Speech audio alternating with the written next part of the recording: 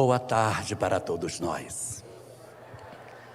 Boa tarde para os nossos companheiros internautas que nos assistem através dos canais do YouTube e Instagram. Uma boa tarde para todos que estão ligados no nosso evento, no nosso 40º Congresso Espírita de Goiás. Segundo aquilo que a gente consegue recolher, do que a doutrina espírita nos oferece de informação, e o que as outras doutrinas religiosas também nos dão conta de conhecer, é possível perceber que a leitura sobre a necessidade do entendimento do homem sobre o que seja a vida é uma questão inarredável para o acesso à felicidade. O nosso amoroso governador planetário, desde o começo da nossa história, nos oportunizou a vinda de diversos embaixadores celestes que, encarnando no planeta em momentos diferentes e em povos distintos, ofereceram para nós o conhecimento espiritual que seria a chave para a libertação das nossas almas. Sim, a doutrina espírita revela para todos nós que desde os primórdios da chegada do homem ao planeta, nosso governador planetário teve a preocupação de semear a verdade espiritual nas inúmeras culturas, nas várias civilizações que a Terra abrigou, porque nesses povos antigos, independente de quais fossem eles, havia um contingente maior ou menor de espíritos que não eram necessariamente vinculados à Terra. Os povos antigos possuíam um conhecimento extraordinário, possuíam saberes que até hoje nós nos indagamos como é que aquilo foi feito. Egípcios, caldeus, fenícios, babilônios, sumérios, gregos, romanos, hindus, hebreus, todos eram detentores de saberes incríveis, porque no seio desses povos havia um volume grande, outros menor, mas havia sempre a presença de seres profundamente evoluídos que chegavam ao planeta. E essas entidades, elas vinham de um grande processo de dor, por não haverem acompanhado o processo evolutivo dos mundos onde estavam, e por esse motivo migraram para a Terra, chegando ao nosso planeta no albor da civilização humana e construindo com isso uma série de conhecimentos. Para que esses espíritos não se fizessem perdidos em função da necessidade do bem, o governador planetário se deu ao trabalho de encaminhar os seus diversos mensageiros, que, vindo sobre a Terra, ofereciam para todos nós a possibilidade de nós descobrirmos as verdades essenciais, ou seja, o conhecimento que liberta. Não há forma de nós conseguirmos fazer o nosso processo de libertação espiritual se nós não tivermos o conhecimento das verdades que regem a vida maior. Um grande equívoco da criatura humana é crer que ele é capaz de encontrar a plenitude, o sentido da vida e, mais especificamente, a própria felicidade, vivendo distante daquilo que a gente consegue perceber na medida em que nos aproximamos das verdades espirituais. Não há como. A verdade espiritual, ela é a condição inarredável para que o homem consiga acessar a felicidade. E foi exatamente por isso que, na época antiga, bastante remota, embaixadores diversos estiveram sobre o planeta.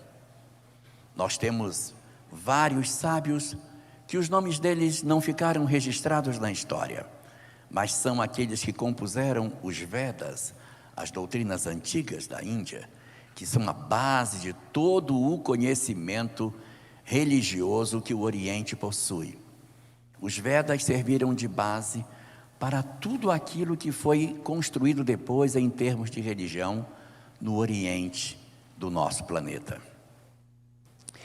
Foi exatamente inspirado nos Vedas que mais tarde, 500 anos depois, apareceria sobre a face do planeta um outro livro muito interessante chamado Mahabharata, que é escrito na Índia, um livro muito volumoso, é o maior poema que se tem notícia.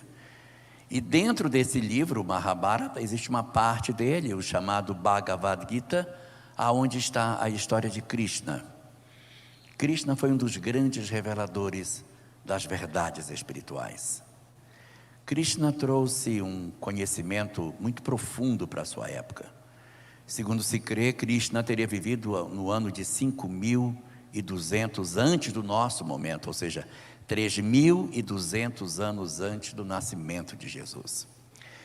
E ele trouxe conhecimentos incríveis sobre a imortalidade, sobre a reencarnação, sobre a lei de causa e efeito, sobre todos os processos do mecanismo do autoconhecimento, da libertação do homem. O livro chamado Bhagavad Gita é uma obra bastante sintética, bem curtinha, mas ela é de uma profundidade extraordinária. E Krishna deixou muitos saberes que originaram, de certa forma, boa parte do conhecimento que hoje vige na Índia, exatamente por conta do conhecimento primeiro dos Vedas e em seguida a revelação que Krishna nos trouxe. Essa revelação dos Vedas e a revelação de Krishna, ela difere de outras revelações, porque eram revelações locais, não eram revelações globais. E por que elas eram locais? Porque elas não se destinavam à Terra como um todo. Era um conhecimento que liberta, mas era um conhecimento voltado para os seres que podiam entender essa mensagem. E por esse motivo, nem todos conseguiam entender Krishna, nem todos conseguiam entender os Vedas. Por essa razão é que foram criadas na idade remota, antiga, as chamadas escolas de iniciados. Quando nós tomamos a obra de Leon Denis, que trabalha as escolas de iniciados, as escolas iniciáticas, a gente vai entender que dentro dessas escolas reuniam-se espíritos muito antigos e que conseguiam entender as verdades apresentadas pelo conhecimento védico e pelo conhecimento que o Mahabharata, e mais especificamente, o Bhagavad Gita oferecia para nós. Era um conhecimento incrível.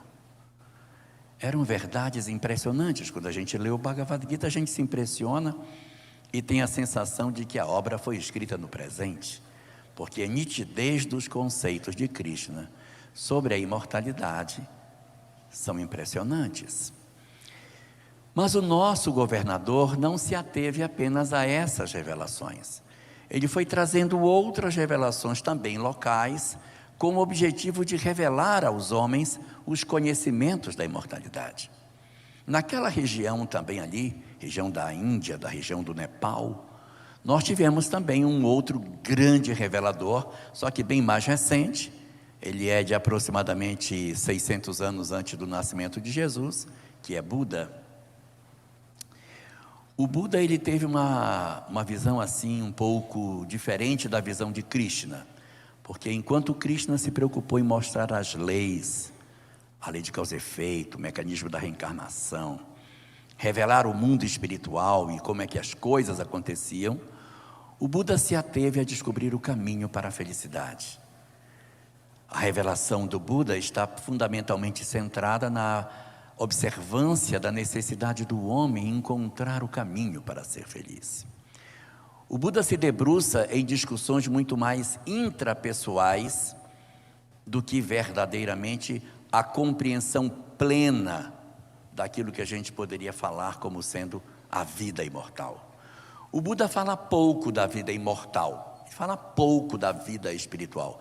O Buda fala muito de karma, da necessidade do retorno para resolver o karma e fundamentalmente dos aspectos intrapessoais da libertação do sofrimento a partir da cessação do desejo.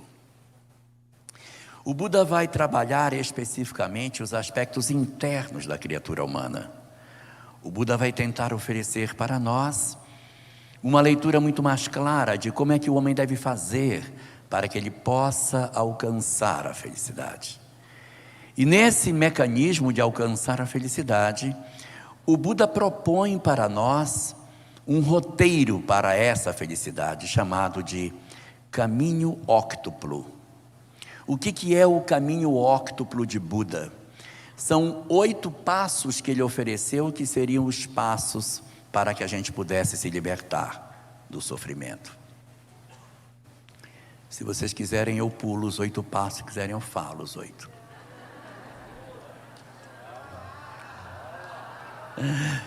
Vamos lá. O primeiro passo do caminho de Buda é, na verdade, nós conseguirmos ter a crença correta. O que é crer corretamente? É nós termos a compreensão nítida e clara do que somos. Se eu não souber o que sou, se eu não souber que eu sou um espírito, se eu não souber que eu sou uma alma imortal, se eu não souber que eu reencarno, se eu não souber que existe a lei de causa e efeito, se eu não souber que o meu caminho é a felicidade, se eu não souber de nada disso, não tem como eu me libertar do sofrimento. A libertação do sofrimento, ela está fundamentalmente calçada do saber. Por isso que o conhecimento é o elemento de libertação. O conhecimento liberta. Se eu não tiver esse conhecimento que permite a mim uma compreensão clara do que eu sou, eu não consigo caminhar. Então, o primeiro passo do caminho do Buda é crer corretamente, é ter uma crença correta, é eu saber, eu sou uma alma imortal, eu sou um indivíduo que realmente sei que eu não sou a matéria, eu sou o espírito. Eu tenho que ter esse conjunto de verdades na minha mão, para que eu comece a trabalhar a minha libertação. O segundo passo do caminho do Buda é o seguinte: não adianta só saber essas coisas, porque isso a gente sabe no Espiritismo também. Todo mundo sabe, né, que é uma alma imortal, reencarna, precisa se libertar das imperfeições, que o caminho é a felicidade, todo mundo sabe. A questão não é essa, a questão é o que fazer com esse conhecimento. Então, o segundo passo é a gente começar a se apropriar desse saber, é nós começarmos a nos aproximarmos da vivência disso. Então, o segundo passo que a gente tem dentro dessa questão é o querer correto. Não adianta eu saber e não querer, porque muitos de nós fazemos isso, sabe? A gente diz assim: não, eu sei que eu sou um espírito imortal. Não, eu sei que eu tenho que perdoar, eu sei tudo isso, mas ele não merece.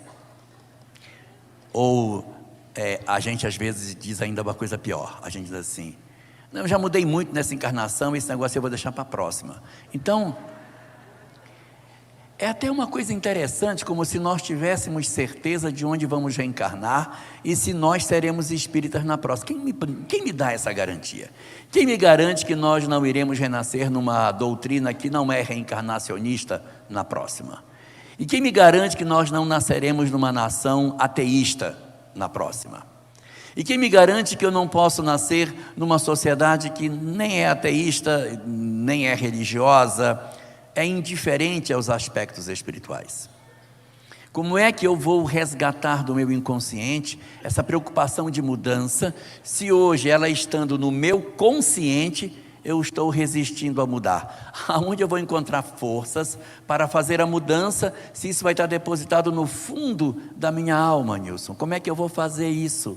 Como é que eu vou fazer essa mudança? É muito complicado a gente conseguir fazer isso, se eu hoje não quero fazer. Então, o segundo passo que o Buda coloca para nós é que primeiro você tem que saber quem você é. O segundo é querer mudar. É o querer correto, é você querer de maneira correta, ou seja, você ter a sua vontade, aquilo que seria o seu pensamento, focado no objetivo da sua vida. Porque é possível que a gente conheça de um jeito e queira viver de outro. E isso é muito ruim, porque a gente faz uma fratura entre o que eu sei e o que eu penso. E há alguns de nós que dizemos: eu separo muito bem a minha religião da minha vida privada. Isso é uma coisa muito louca. Mas a gente não deve, evidentemente, separar o que eu sei daquilo que penso. Então, o segundo passo desse caminho que o Buda propõe é que a gente se aproxime efetivamente, não só do saber espiritual, que é a parte inicial de tudo isso, é o primeiro passo, é o conhecimento, e o segundo é você alinhar a sua vontade com aquilo que você precisa para poder fazer. Se você não fizer isso, vai ficar complicado. Aí vem o terceiro passo do Buda. O terceiro passo do Buda é o seguinte: tudo bem, você já sabe que você é um espírito mortal, ótimo. Segundo, você já pensa, já quer de maneira correta, você já tem a sua vontade alinhada com o que você conhece. Aí vem a terceira parte: não basta pensar, tem que falar de maneira correta. O que ocorre conosco? A gente sabe, mas não faz na fala aquilo que sabe. A nossa fala, ela é dissonante com relação àquilo que a gente conhece, porque a gente, mesmo sabendo de tudo que a gente sabe, a gente profere palavras de agressão, nós falamos palavras ofensivas, nós ofendemos as pessoas. Dentro do lar, nós nos referimos de maneira desrespeitosa aos filhos, aos cônjuges, aos nossos pais. A gente agride as pessoas com as palavras que a gente promove. No ambiente de trabalho, nós temos palavras agressivas. E o que o Buda diz que não tem jeito. Para cessar o sofrimento, eu preciso primeiro saber quem eu sou. Depois, ter o meu querer, ter a minha vontade alinhada com aquilo que é o correto. E o terceiro passo é falar corretamente. Que as nossas palavras espelhem aquilo que eu conheço. Que eu não seja alguém que tem um conhecimento, mas que as brincadeiras são de mau gosto. A gente às vezes é espírita e tira umas brincadeiras de muito mau gosto com as pessoas. A gente ofende as pessoas, a gente diminui as pessoas, a gente trata as pessoas de uma... não, mas eu estou brincando. E nessa brincadeira a gente vai machucando. Fora aqueles outros de nós que, mesmo tendo conhecimento, não é nem de brincadeira, é de verdade. A gente diz: eu odeio fulano, não suporto a presença dele. Então, aonde está o conhecimento que eu tenho diante da fala que eu possuo?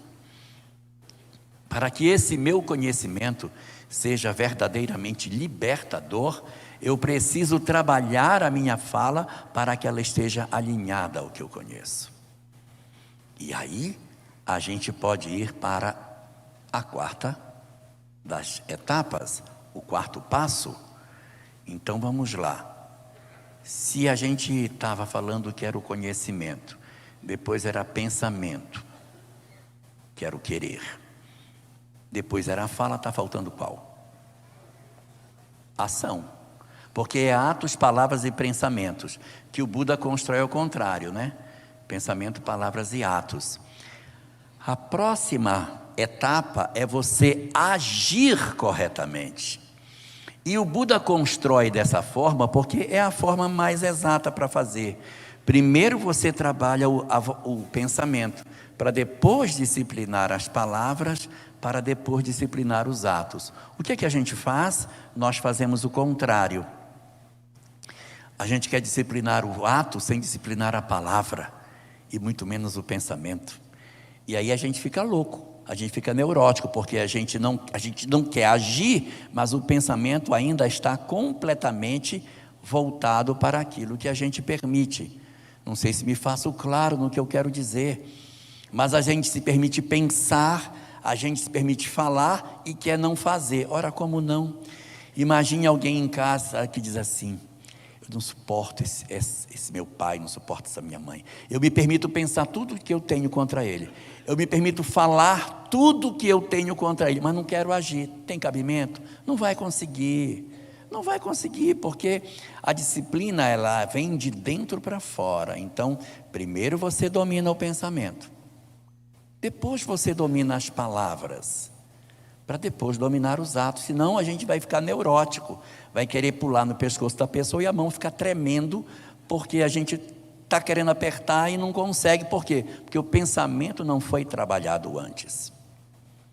Só dando um spoiler, quando Jesus diz assim: amai os vossos inimigos, lá no Sermão do Monte, os judeus ficaram apavorados. Meu Deus, como que eu vou amar os inimigos? Não tem cabimento. E ele propõe 3 desdobramentos para o amor aos inimigos. Está lá, pode ver no Evangelho de Mateus. Primeiro, fazei bem aos que vos aborrecem. Então é você agir no bem para quem te faz mal. A pessoa faz mal para você, faz o bem para ela. Isso é uma forma de amar os inimigos. Eu não consigo. Eu não consigo fazer o bem para ele, eu não consigo fazer o bem para ela, é muito difícil, não dá, eu não consigo. Não consegue, beleza. Então, vamos para um segundo nível, que é mais fácil. Bendizei os que vos maldizem. O Cristo desce de atos para palavras. Já que você não consegue agir, vamos para palavras. A pessoa fala mal, você fala bem. Aí ela fala mal, você fala bem dela. Aí ela fala mal de novo, você fala bem dela. Então, já estou num segundo nível. Não, eu nem falar bem eu consigo. Eu tenho tanta raiva. Eu não consigo fazer o bem e também não consigo falar bem. Eu não dou conta. Então, já que não consegue ser por atos, nem por palavras, Jesus desce para um terceiro nível, pensamento. A terceira frase do Cristo é: orai pelos que vos perseguem e vos caluniam. Vos perseguem, atos, vos caluniam, palavras. Então está tudo amarradinho. Ele diz: amai os vossos inimigos. Aí, atos, fazei bem aos que vos aborrecem. Palavras, bendizei os que vos maldizem. Não deu, vai para o pensamento. Orai pelos que vos perseguem e vos caluniam. Ou seja, disciplina o teu pensamento para que depois você possa avançar para palavras. E depois você possa avançar para atos. Mas é preciso construir isso de dentro para fora. Fazer um mecanismo de mudança interior, saindo do pensamento para palavras até alcançar os nossos atos. E o Buda, quando faz o caminho óctuplo, coloca que o primeiro é o disciplinar do querer, o segundo é o disciplinar da fala, e o terceiro é o disciplinar das ações. O quarto passo, segundo o Buda, é nós fazermos efetivamente aquilo que a gente poderia falar que é agir corretamente. Acabou, né? Porque atos, palavras, pensamentos, deveria ter acabado, porque só não tem mais nada depois, só tem esses 3. E a gente está no quarto passo, ainda falta mais 4, meu Deus. O que ele inventou para que a gente pudesse chegar a 8 passos, se já chegamos nos atos, no quarto passo? Aí tem o quinto. O quinto passo é o seguinte, porque o quarto passo é agir corretamente. O que é agir? Tem uma determinada situação que acontece e eu poderia agir de maneira errada, mas como eu sei que eu sou uma alma imortal, como eu compreendo o que eu sou, eu automaticamente promovo um processo de mudança dos meus atos. E eu digo: não vou fazer isso com ele. Não vou fazer diferente. Então eu tomo uma atitude diferente. Quando eu tomo uma atitude de maneira diferente daquela que eu deveria ser, eu estou no quarto passo do caminho óctuplo. Mas tem o quinto. O quinto é mais profundo do que agir corretamente. O quinto é viver corretamente. Porque agir, ora, o que é agir? Agir é agir. Tem um momento aqui e eu tomei uma decisão isolada em que eu agi de maneira espiritualizada. Eu poderia ter me vingado e eu resolvi perdoar. Eu poderia ter devolvido a ofensa e eu não fiz. Eu poderia ter deixado de ajudar e eu ajudei. Eu tomei uma atitude isolada. O viver é mais do que isso. O viver corretamente é mais do que o agir. O viver é o viver corretamente. Já não é mais só uma ação isoladinha. Não é só uma coisa que nem escoteiro que tem que fazer pelo menos uma boa ação durante o dia. Não é a boa ação. É você viver de maneira coerente. Então, ora, o que é que eu sei? Eu sei isso, então eu vou não só querer de maneira correta, que seria o pensar, o querer, não vou só falar de maneira correta e não vou só agir, eu vou viver de maneira correta. E isso é fantástico, porque é você fazer a eleição por um propósito de vida profundamente diferente daquele que você poderia ter. Então, o conhecimento que liberta, que é o conhecimento espiritual, ele vai oferecer para nós, efetivamente, a chance de nós trabalharmos esse grande mecanismo de amadurecimento espiritual que o Buda nos oferece como sendo o caminho para a cessação do sofrimento. Ele diz que se a gente seguir esses 8 passos, haverá a cessação do sofrimento. Então, o 5º desses passos seria viver de maneira correta. E o 6º? Poxa, eu já quero, já falo, já ajo, já vivo de maneira correta. Que mais que esse homem quer se eu já estou vivendo de maneira correta? E o Buda diz que o 6º passo é você procurar dentro da sua vida um meio de vida correto. Então é você viver e procurar ter uma forma de sobreviver que não gere conflito, não gere karma para você. Porque às vezes eu estou tendo uma vida toda devotada, mas a minha maneira de me sustentar, a minha maneira de viver, a minha maneira de ganhar o pão, a forma de eu me inserir na sociedade ainda tem problema. Então, quando ele sai para o 6º passo, ele não está mais preocupado só com o homem, está preocupado com o homem na sociedade. Então, para alcançar a 6ª etapa do caminho óctuplo, não basta eu ter uma vida voltada para o espiritual.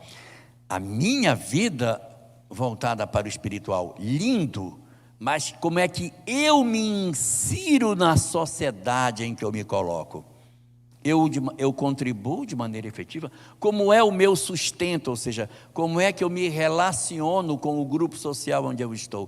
Qual é a minha contribuição social no meio no qual eu estou inserido?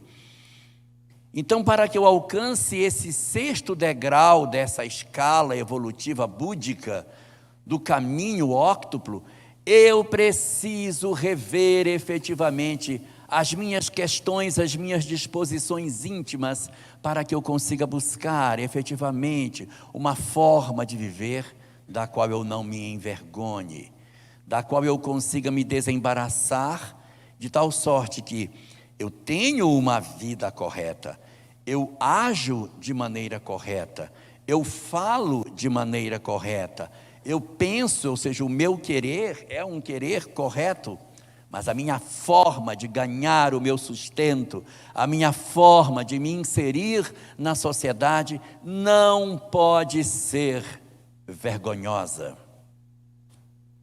Uma vez perguntaram para Sócrates quem estava certo. Havia 2 escolas que se apresentavam como sendo as detentoras da verdade para a felicidade humana. De um lado estavam os hedonistas. Os hedonistas diziam o seguinte: felicidade é ter. Quanto mais você tem, meu filho, mais feliz você é.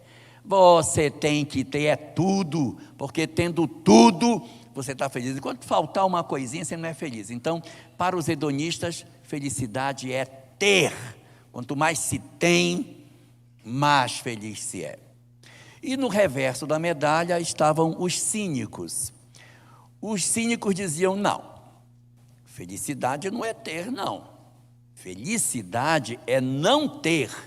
Porque quanto menos você tem, mais feliz você é. Porque enquanto você tem medo de perder o que tem. A hora que você não tiver mais nada, você não tem mais medo nenhum, então acabou. Tem mais medo de perder, você está feliz. Então, felicidade é não ter. E um grande representante da escola cínica era Diógenes, que morava dentro de uma barrica e andava com uma lanterna procurando o homem honesto, desde aquela época. E aí, ele morava numa barrica, porque ele dizia que ele não precisava de nada. Então tem alguns historiadores que contam que ele no começo andava com a lanterna dentro da barrica e andava com um caneco na cintura. O caneco era para beber água. Um dia ele viu um garoto com as mãozinhas em concha bebendo água numa bica.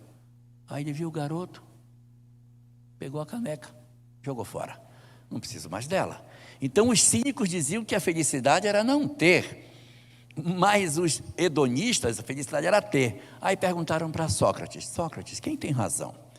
Os hedonistas que dizem que a felicidade é ter, ou são os cínicos para os quais a felicidade é não ter? Afinal, é ter ou não ter? E o Sócrates respondeu: a felicidade é ser.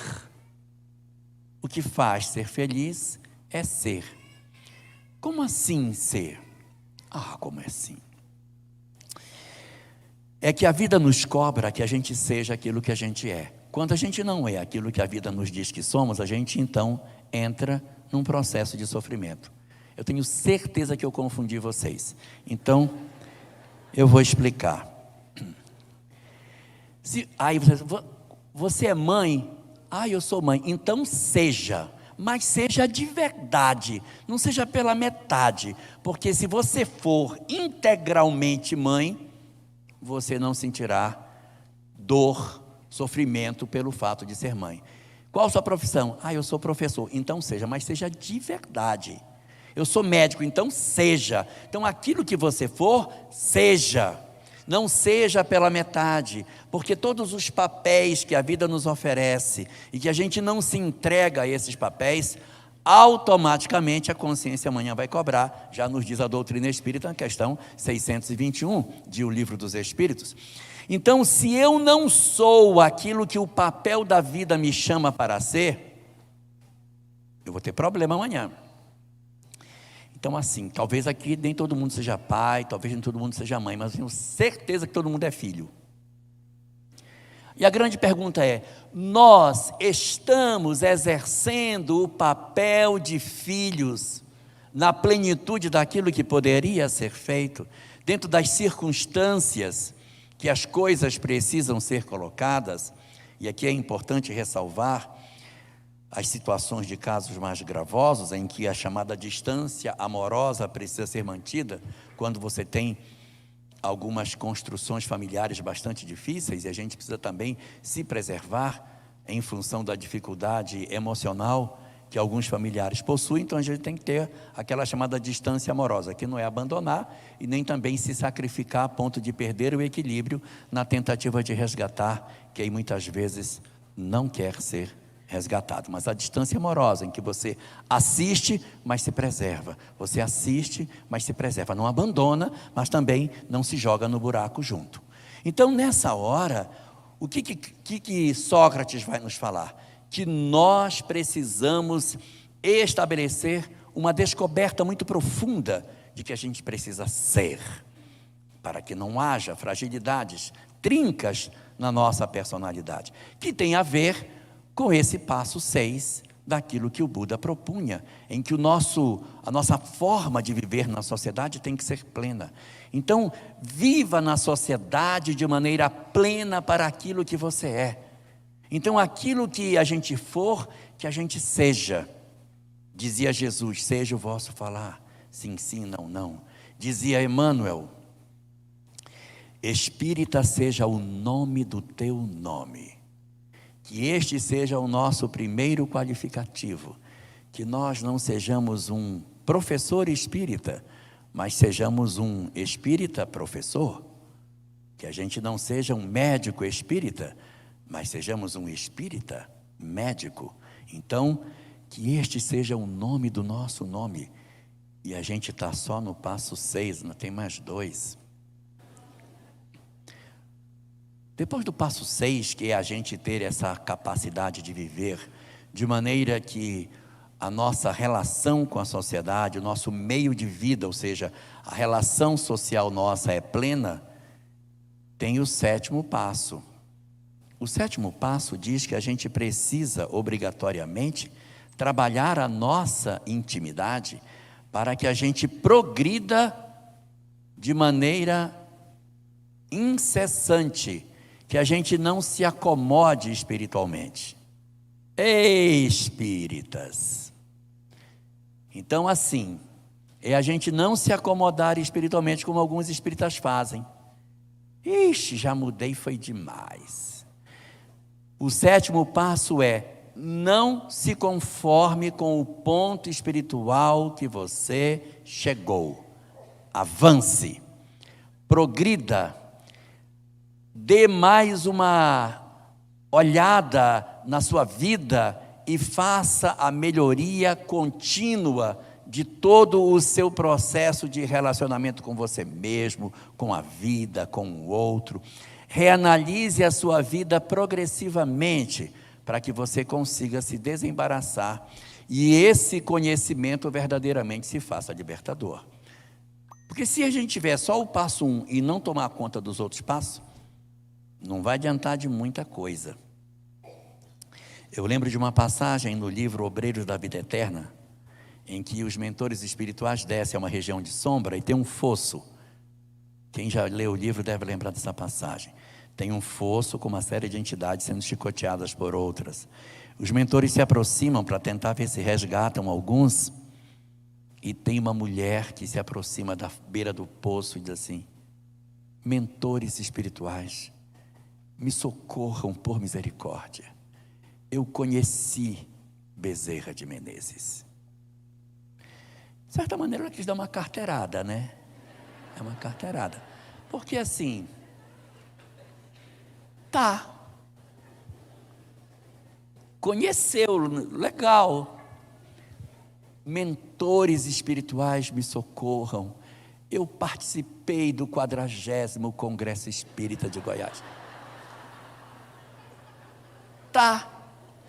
Porque o conhecimento, na verdade, ele sozinho não é capaz de libertar. É preciso que ele seja colocado para girar, que esse motor gire, que o nosso querer seja compatível com ele, que o nosso falar seja compatível com ele, que a nossa dinâmica de vida, que o nosso processo de agir seja também correto, que a nossa vida seja correta, que o nosso meio de vida seja correto, que exista o 7º passo, o esforço contínuo para que a gente consiga se libertar do sofrimento.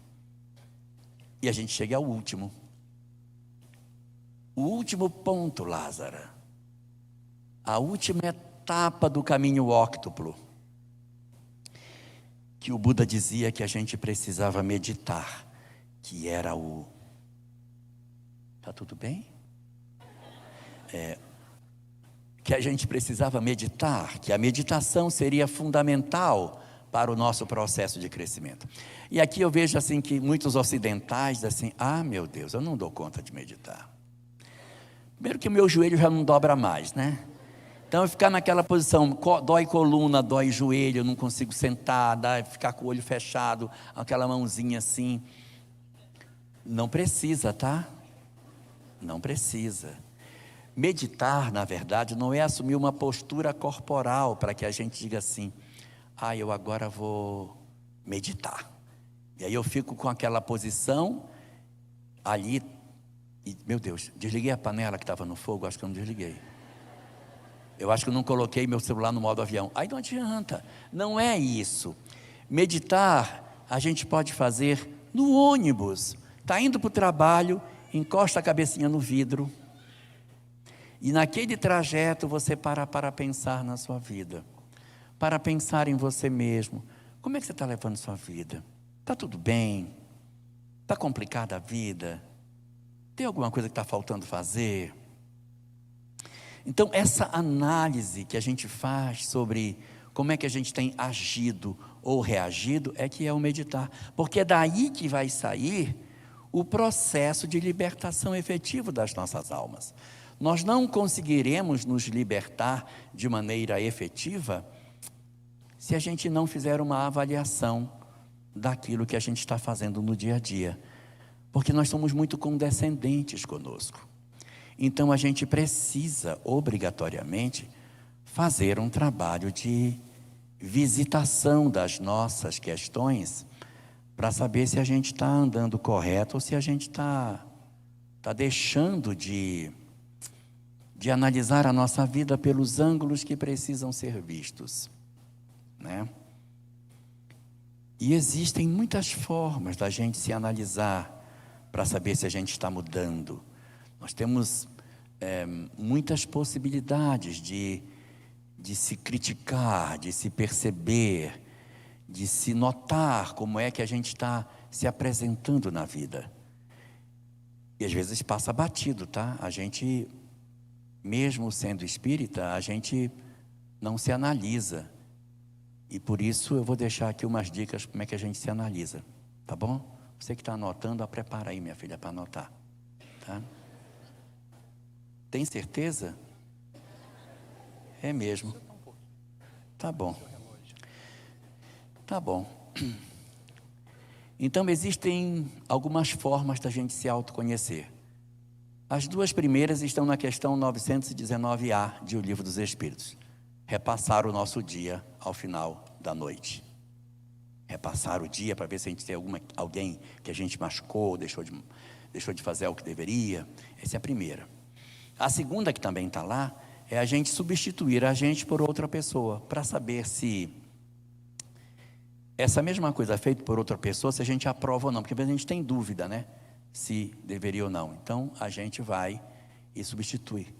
Uma terceira seria a gente analisar a nossa própria vida, analisar o nosso querer, para verificar quais são as coisas que nos aborrecem, sabe? Às vezes a gente tem uns gatilhos, não pode ouvir uma certa palavra, não pode ver uma boca puxando para o lado, às vezes uma palavrinha mal colocada. Eu tenho que descobrir quais são os gatilhos do meu comportamento. Por que eu me desequilibrei?